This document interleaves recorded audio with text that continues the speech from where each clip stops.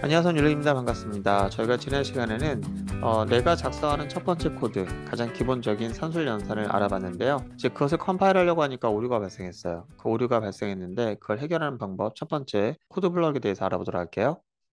저희가 이것을 작성한 다음에 그 다음에 이제 컴파일했더니 이런 오류가 발생했어요. 이런 오류가 보면은 정확하게 이 위치를 찝어주면서 그 코리아라고 하는 녀석이 왔는데 네가 올 때가 아니야. 내가 기대하고 있었던 것은 얘네들이 와야 되는 거야. 얘네들이 코드 블럭이거든요. 그렇다면 코드 블럭이 뭐고 왜 걔가 필요한지 간단히 좀 알아보도록 할게요.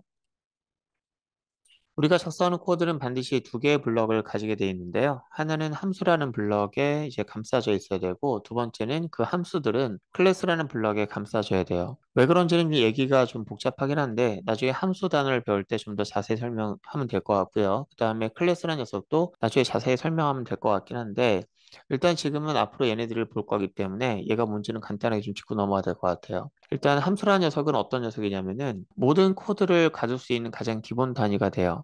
왜 코드를 가두게 되냐면은 우리가 프로그램을 이 정도 단위로 만드는 것이 아니라 앞으로 우리가 프로그램을 좀 더 대단하게 만들겠다라고 하면은 코드 라인이 굉장히 길어질 수가 있어요. 지금 코드 라인이 이거 빈 공백까지 포함해서 하나, 둘, 셋, 넷, 다섯, 여섯, 일곱 정도? 일곱 개 정도 라인이지만 뭐 수백 라인, 수천 라인 이렇게 된다고 합시다. 그러면은 우리가 스크롤바가 굉장히 작게 보일 정도로 스크롤을 많이 해봐야 돼요. 그러면 그렇게 작성하는 코드를 만약에 수정하려고 할 때는 스크롤바를 위로 올렸다 내렸다 올렸다 내렸다 하면서 코드를 수정하기 위한 그런 부분을 찾기 위해서 굉장히 많은 그 고생을 해야 될 것 같아요. 그러면 내가 스크롤바를 좀 없애야 한눈에 보일 수 있고 코드 수정을 좀 더 용이하게 할 수 있다라고 하면은 얘를 나눠서 만드는 거거든요. 마치 여러분들이 그 책을 살 때 책이 페이지로 나눠져 있지 않고 만약 롤링 페이퍼로 만들어 있다 생각해 보세요. 그러면은 이게 볼 수는 있는데 내용을 한 번에 보기가 쉽지가 않다 그런 느낌이 들잖아요. 이 코드라는 것도 이렇게 나눌 수가 있어요. 책에서 페이지라는 걸로 내용을 나누는 것처럼 코드에서도 함수라는 단위로 코드를 나눠서 만들 수 있는데요.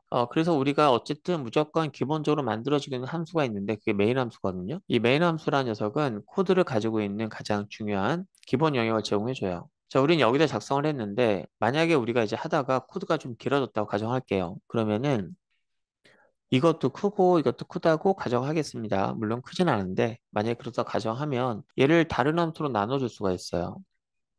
자, 얘를 두 개의 함수로 따로 만들 수가 있습니다. 이 녀석은 값을 초기화하는 녀석이니까 초기화를 의미하는 그런 의미로서 이름을 부여하고요. 그 다음에 얘는 계산하는 거니까 뭐 결과값을 얻어내달라 이렇게 함수로 정의할 수가 있고요. 우리 수학에서의 사용하는 함수와 개념은 똑같은데 기호가 좀 다를 수 있죠. 사용 방법이 좀 다를 수 있긴 하지만 함수라는 개념은 같아요. 어쨌든 이렇게 정의한 녀석을 호출하는 방식으로 이렇게 코드를 나눌 수가 있는데 이렇게 코드를 나누게 되면은 메인 함수에서 이닛 함수와 리절트 함수를 호출하는 방식으로 진행되거든요. 자, 함수로 나눠줬다고 해서 이제 흐름이 달라지는 않습니다. 이렇게 진행되다가 갔다가 진행돼서 다시 돌아왔다가 이렇게 진행되겠죠? 자, 흐름은 똑같아요.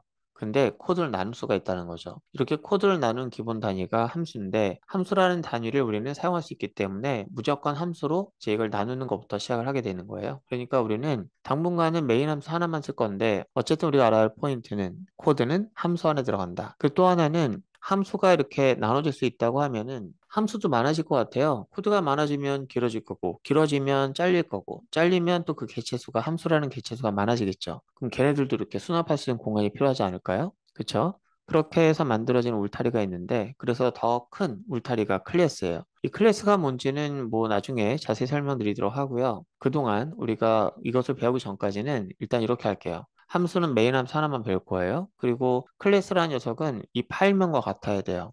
그래서 일단 내가 무슨 연산을 만들겠다라고 하면은 무조건 메인 함수를 가지고 있고 또 메인 함수는 무조건 클래스로 감싸는데 그때 모양새가 이렇게 돼야 되는 거예요. 이렇게 간단한 연산을 하더라도 메인 함수로 감싸고 그 다음에 클래스를 감싸는데 이 클래스는 우리가 작성하는 그 파일명 있죠. 파일명과 같게 하는 거예요. 그러니까 자바에서는 클래스 다음에 쓰는 것은 클래스 명이긴 하지만 파일명과 똑같이 만드시는 거예요. 왜 그런지는 나중에 뒤에서 설명드리도록 할게요. 일단은 저희는 이런 구조를 가져갈 겁니다. 그러면 이거 외울 때는 이유도 모르고 다 외워야 됩니까? 예, 그렇습니다. 지금은 이유도 모르고 외우시면 돼요. 간단하게 외워볼까요? 그러면은 아까 작성했던 코드에다가 얘를 얹어가지고 작성을 해보도록 할게요.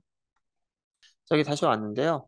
메모장에서 아까 작성했던 내용에다가 울타리 두 개를 만들 건데요. 제일 가장 위쪽은 클래스. 자, 근데 클래스라고 녀석의 이름은 지금 현재 파일명이 프로그램.자바니까 프로그램. 이렇게 하면 될 것 같고요. 그리고 파일명의 그 첫 글자는 대문자로 하고요. 그거는 클래스명이 첫 글자는 대문자로 하는 이렇게 묵시적인 관습이 있기 때문에 그래요. 여러분들이 관습법을 지켜주시는 게 바람직할 것 같고, 이 울타리가 제일 먼저 루트에 가 있습니다. 그리고 나서 여기다가 public, static, void, main 이거 외우시는 거예요. 자, 그 다음에 스트링 한 다음에 args, arguments 한 다음에 이렇게 울타리를 또 만듭니다. 자, 이렇게 울타리 두 개를 만들었으면은 이제 이 오류는 사라질 거예요. 아까 얘기했던 울타리 블럭이 필요하다, 클래스가 와야 된다, 오류는 사라지겠지만 우리가 코드를 작성하는 습관 중에 하나가 뭐냐면은 코드 블럭을 쉽게 해석할 수 있도록 코드 블럭을 잘 표현하는 게 좋은데요. 일단은 얘가 블럭이잖아요. 이 블럭 안에 얘네들이 들어가 있는 거잖아요. 근데 들어가 있는 애들이 얘네들이 잘 어떤 관계를 갖고 있는지 잘 눈에 띄지 않게 하고 있어요. 그래서 저는 이렇게 하는 것을 바람직하게 생각합니다. 하나, 둘, 셋, 넷.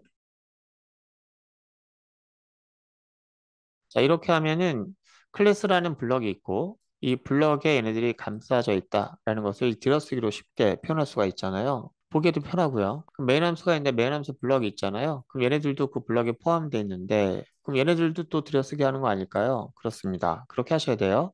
하나, 둘, 셋, 넷. 자, 이렇게 하면 훨씬 더 보기가 좋죠. 그리고 여기선 초기값을 대입하는 부분이고 밑엔 계산하는 부분인데 이렇게 붙이는 것보다는 센스 있게 한 줄을 이렇게 만들어주면 훨씬 더 구분하기가 편하죠. 이렇게 만드는 게 우리가 만든 첫 번째 블럭에 해당되는 겁니다. 자, 이렇게 하고 저장을 하고요. 번역 한번 해볼까요? 자, 번역할 때는 아까 입력했던 걸 그대로 치고 싶은 거잖아요. 그러면은 저희가 직접 타이핑 치지 마시고 화살표 키, 키보드에서 화살표 키가 있는데 그 위쪽 방향 키를 한번 눌러보세요.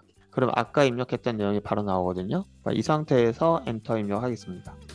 자, 그랬더니 아까 났던 오류는 사라졌죠. 이번엔 다른 오류가 있나 봐요. 이 다른 오류는 이제 여기 세미콜론인데요. 이 내용은 저희가 다음 시간에 알아보도록 하겠습니다. 고생 많으셨고요.